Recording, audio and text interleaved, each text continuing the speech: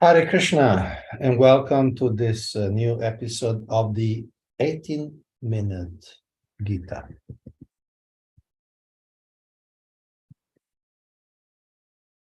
This is continuation of our morning reading, morning if you are this side of the world, in India and Asia, and of course it will be evening if you are in the other hemisphere, North America, South America, Central America, or the Caribbean. So today, we're going to take a look at Bhagavad Gita, chapter 7, text number 8.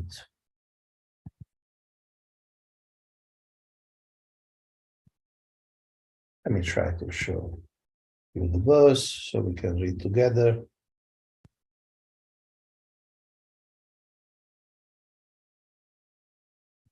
Yeah. Bhagavad Gita 7:8, chapter 7, text number 8. Rasoham hapsu kanteya prabhasmi shashishurayo pranava sarva vedeshu shabdake paurusham nrashu. O son of Kunti, I am the taste of water, the light of the sun and the moon, the syllable Om in the Vedic mantras. I am the sound in ether and ability in man. Man, of course, intended as a human race. The ability in everyone. Purport by Srila Prabhupada. This verse explains how the Lord is all-pervasive by his diverse material and spiritual energies. The Supreme Lord can be preliminarily perceived by his different energies, and in this way, he is realized impersonally. As the demigod in the sun is a person, and is perceived by his all-pervading energy, the sunshine, so the Lord, although in his eternal abode, is perceived by his all-pervading diffusive energies. The taste of water is the active principle of water. No one likes to drink seawater because the pure taste of water is mixed with salt. Attraction for water depends on the purity of the taste, and this pure taste is one of the energies of the Lord. The impersonalist perceives the presence of the Lord in water by its taste, and the personalist also glorifies the Lord for his kindly supplying tasty water to quench man's thirst. That is the way of perceiving the Supreme. Practically speaking, there is no conflict between personalism and impersonalism. One who knows God knows that the impersonal conception and personal conception are simultaneously present in everything, and that there is no contradiction. Therefore, Lord Chaitanya established his sublime doctrine, Achintya Veda and Abheda Tattva, simultaneous oneness and difference. The light of the sun and the moon is also originally emanating from the Brahmajyoti, which is the impersonal effulgence of the Lord, and Pranava, or the Omkara, transcendental sound, is in the beginning of every Vedic hymn, addresses the Supreme Lord, because the impersonalists are very much afraid of addressing the Supreme Lord Krishna by his innumerable names. They prefer to vibrate the transcendental sound Omkara. But they do not realize that Omkara is the sound representation of Krishna. The jurisdiction of Krishna consciousness extends everywhere, and one who knows Krishna consciousness is blessed. Those who do not know Krishna are in illusion, and so knowledge of Krishna is liberation, and ignorance of him is bondage. Okay, so let's analyze this so much in this, and we only have 40 minutes left. Well, let's begin. Now, let's start from this last sentence. Those who do not Krishna are in illusion. And so knowledge of Krishna is liberation and ignorance of him is bondage. Now, this might sound, if one doesn't, of course, read the Bhagavad Gita, doesn't know the author, as something a bit sectarian, because you say, okay, if you don't know Krishna, you are an illusion.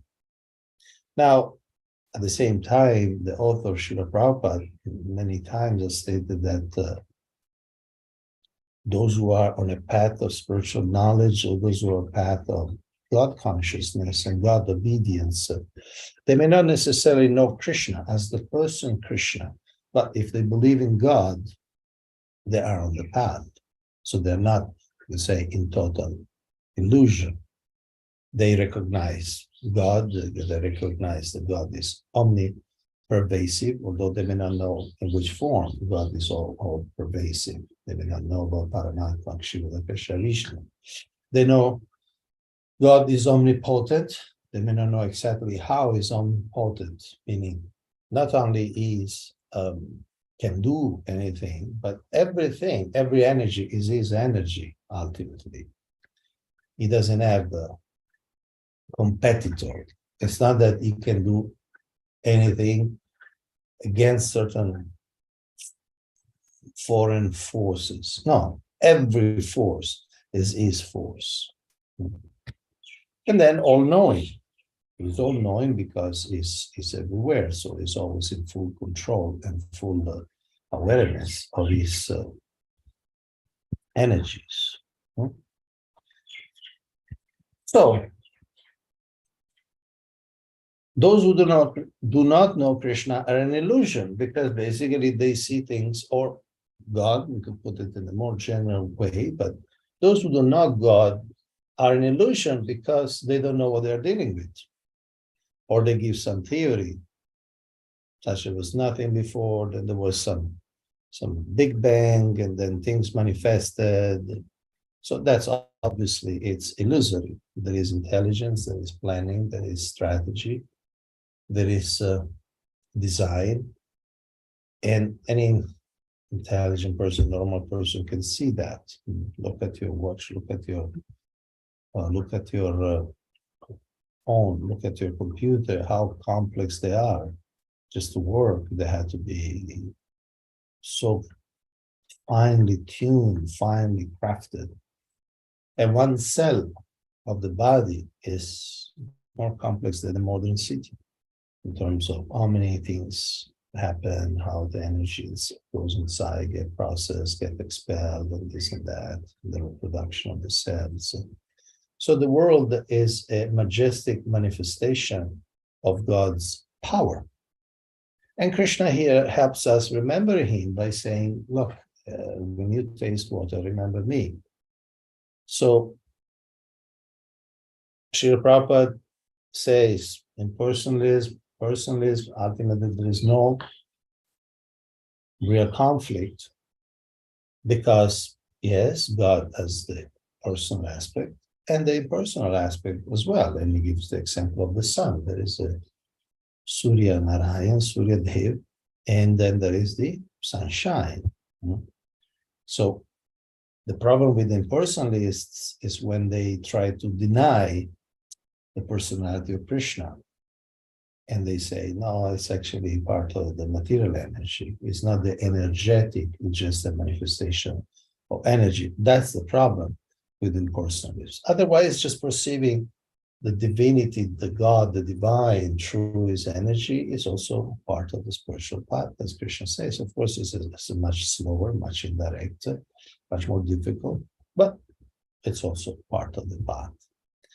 And Srila Prabhupada explains the devotee not only recognizes the presence of the Lord in the, say, things like the taste of water, but he is grateful that we have water for quenching our thirst. And that, of course, by extension, applies to anything. We have sunlight to see each other, see the things around us, seeing ourselves. We have rain, feed the plants, that they become our food. they become the food of the cows produce milk, which becomes our food, and so on. So the devotee is appreciative of this arrangement so that we can live. We can live and serve the Lord. It's a cycle of sacrifice. Krishna gives us energy in multifarious forms, in all forms of energy, and we offer some of that energy back because it's not the age anymore of sophisticated fire yagyas and homas and things like that. Then Krishna is satisfied with the chanting of the holy name, which is not only most powerful because he is the holy name, but is also very accessible and most direct, because one may do a sacrifice without really thinking much of God, just mechanically following the procedures or maybe thinking really what I'll get out of this.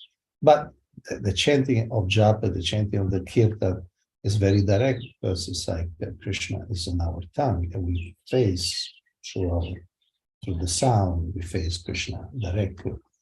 So Krishna is helping us in many ways. Krishna says that he is also Omkara. A-U-M is Krishna, Srimati Radharani, and all living entities. This Om includes everything.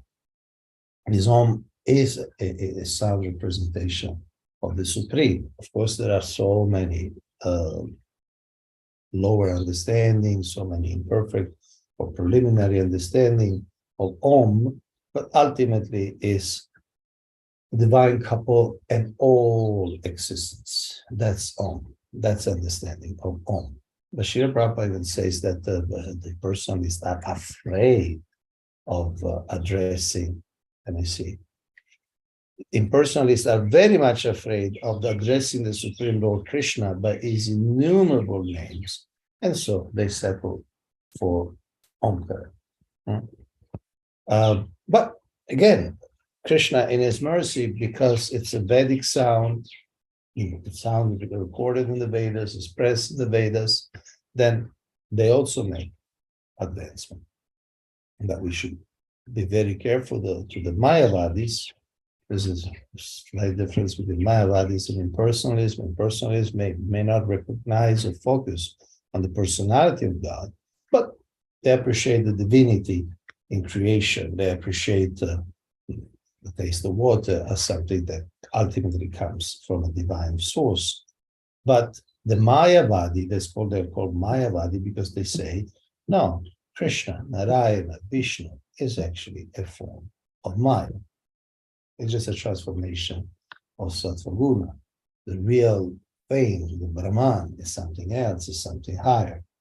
And Krishna is very direct with these people. He says that those who think like that I was unmanifested and then I became manifested, calls them abhuddaya, means they have no brain.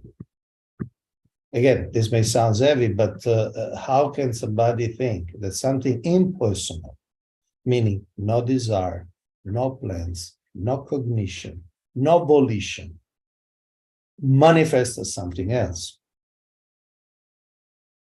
It's like if you think that you see this video and you see the wall behind me, and you think that the wall is the origin of me, but the wall has no thoughts, has no desire, has no personality.